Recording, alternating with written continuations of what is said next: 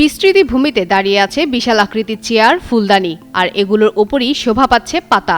দূর থেকে দেখে এগুলো বেতের তৈরি মনে হলেও আসলে সবই তৈরি হচ্ছে গাছ দিয়ে। গাছকে বিভিন্ন আকার দিয়ে তৈরি হচ্ছে বাহারি আকৃতির এসব আসবাবপত্র।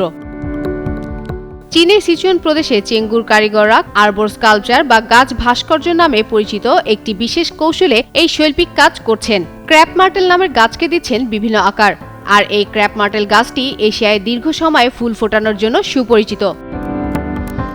সুস্থ জীবন,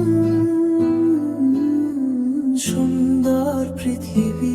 ছোট গাছের ডালপালাকে ধাতব ফ্রেমের সাহায্যে ধীরে ধীরে বাঁকিয়ে ও বুনে কাঙ্ক্ষিত নকশা তৈরি করা হয়। সময়ের সঙ্গে সঙ্গে ডালগুলো স্বাভাবিকভাবে একে অপরের সঙ্গে জোড়া লেগে শক্ত কাঠামো তৈরি করে। পুরো প্রক্রিয়ায় কাঠ কাটতে হয় না, আবার পেরেক বা আঠারও প্রয়োজন পড়ে না।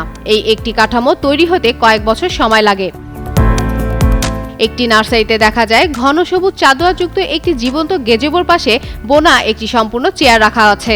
এই অদ্ভুত সুন্দর শৈল্পিক কাজ দেখতে প্রতিদিনই এই বাগানে দর্শনার্থীরা ভিড় জমান। এই শৈল্পিক কাজের কারিগর মিস্টার গু বলেন, এই কাজের জন্য সবচেয়ে গুরুত্বপূর্ণ হলো ধৈর্য ও সঠিক সময় নির্বাচন। বিশেষ করে নতুন কুড়ি গজানোর সময় ডালকে সবচেয়ে সহজে আকৃতি দেওয়া যায়। তবে ক্রেপ মার্টেল গাছের ডাল ভঙ্গুর হয় পুরো প্রক্রিয়ায় সতর্ক থাকতে হয়। তার ভাষায় দীর্ঘদিনের পরীক্ষা নিরীক্ষার মধ্য দিয়ে তারা নতুন নতুন নকশা তৈরি করেছেন। তার সবচেয়ে স্মরণীয় কাজগুলোর একটি আর্ক দি ট্রায়াম, যা এখন একজন গ্রাহকের ভিলায় রয়েছে।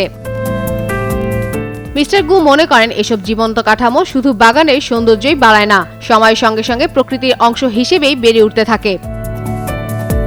ফাতেমা ফাতেহ জান, যুগান্তর নিউজ।